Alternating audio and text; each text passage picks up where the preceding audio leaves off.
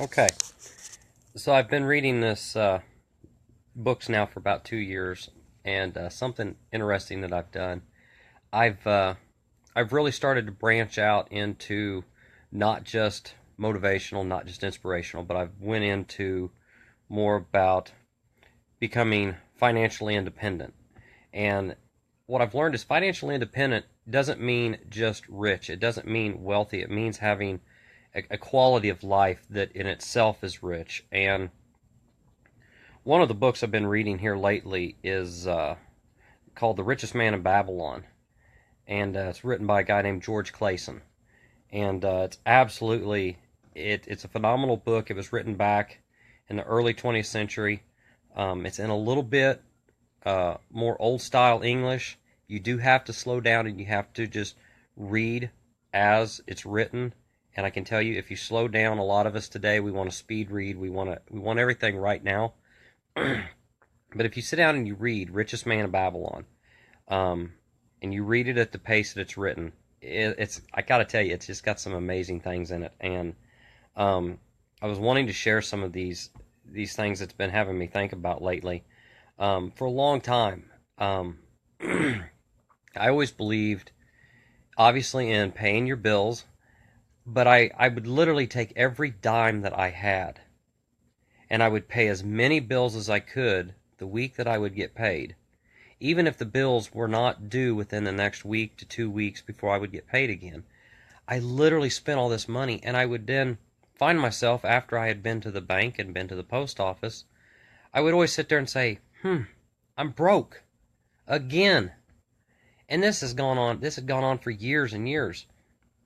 But what I'd started doing when I first started reading this book, at the first of this month, what I had done is I started following some of the advice it gave me. And one of the things that it told me is, for every $10 that you earn, only spend 9. Or basically, take 10% of what you get of every income and put it back. So then what I started doing is, and this is something that it's not hard, it's really simple.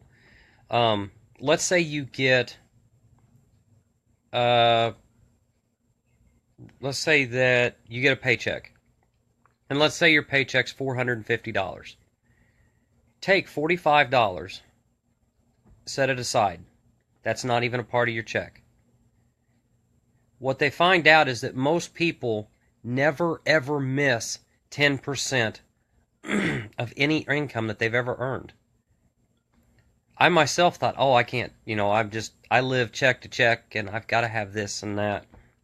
But what I found out is if you immediately take that 10%, set it aside, and make a mental note that that's not part of what we're doing here. I've not missed that 10%. And then for myself, I'll use myself as an example. I collect a rent check from a tenant, and let's just say, let's just throw a number out there. Let's just say $300. Let's say I get $300. I take $30 from that check and say, okay, this is not to spend. This is for my wealth building. So if I take that $30 and I combine it with the 45 from a check, that's 50. That's $75. And here's the amazing thing. Right then, that money sitting there, I cannot say at the end of paying my bills, I cannot say that I'm broke anymore.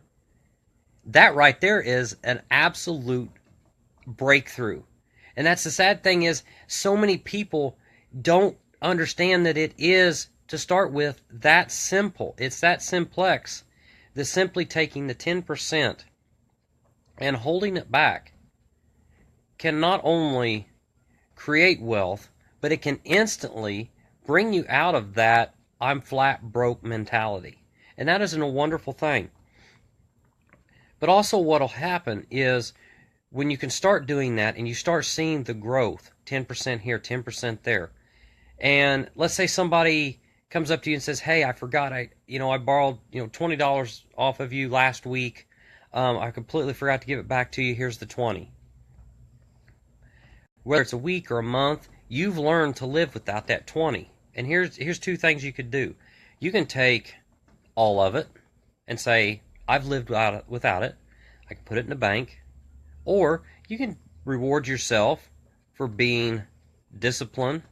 You can take 10 of it, put it in the bank, take 10 of it, use it to go buy something that you need. But since you've lived without it, when you get it back, for myself, if I put it right in the bank, remember the 45 and then let's say the 30, 75, if I add that whole 20, I'm up to almost $100.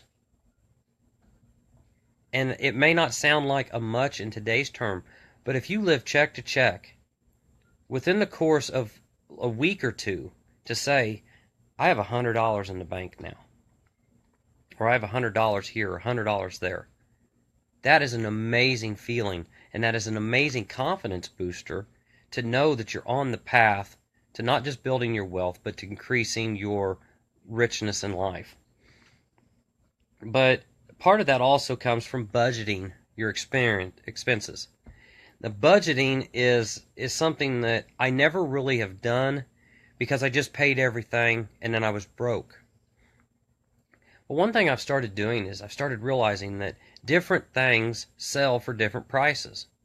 And just because something's more expensive, it doesn't mean that it's always absolutely better.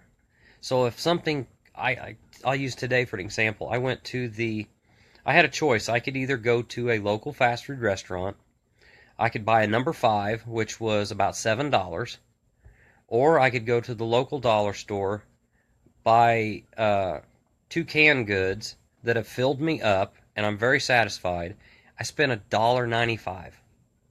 Now, when you compare $7 to $1.95, plus I was going to spend gas to drive to the fast food restaurant, right there, $5 plus fuel. We're building wealth. We're adding our growth, and we're combining that with the money that we're holding back. That is the kind of growth that will turn poor men into kings, if you want to use the term out of this book that I've been reading. But something else the book's also told me is putting my money to work. And see, the one thing I always used to do is I would always tuck my money away in a safe place in my office, in my home, because I didn't want anything to happen to it. But what I realized through my reading is that when we just put money aside and it just sits there, money, it will not grow unless it's put somewhere where it can grow. Have you ever tried to put just a plant in a pot and just leave it? It won't grow. You've got to put soil, you've got to nourish it, you've got to water it. So what I did was I took this money that I've started saving and I put it into a savings account.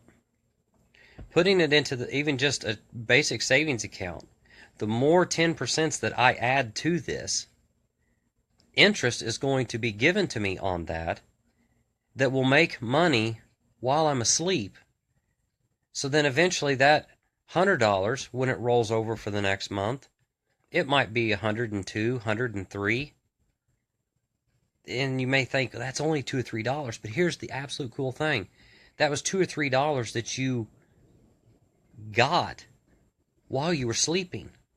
And the whole point is, I can't remember who it was, someone actually said, the key to success is to make a living while you're asleep. And you can invest it, you can take your money and put it into stocks if you find a good advisor, and you can make it grow. But whatever you want to do to grow your money, I've been reading that you want to protect it from loss. You don't want to start out with this little egg and you're trying to take care of it and you're trying to grow it. Don't just go crazy and just start risking everything. I've been kind of encouraged to look at my options and see what I can do with it. Obviously, leaving it at home in a drawer, there's a chance that it could be stolen, it could get lost. Not just financial loss, but it could be taken. So really, it's not even safe just sitting around. So not only if it's sitting there in a jar, you run the risk of it getting lost or getting stolen, but then it's also not making you anything. So there's always risks involved, but what I've learned is that there are places and opportunities out there to take very calculated risks to grow the money even further.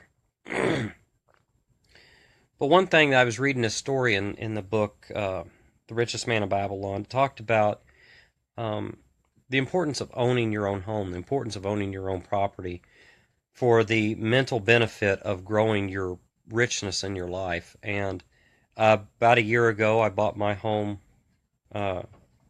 and I can tell you there's a big difference between renting a home and owning it. When you own something like property, it's an amazing feeling. I've rented most of my life, and the day I signed on the title and the deed for the house, I can't tell you that something changed. I mean, it felt like I had this foundation. I had this absolute rock of a foundation, you know.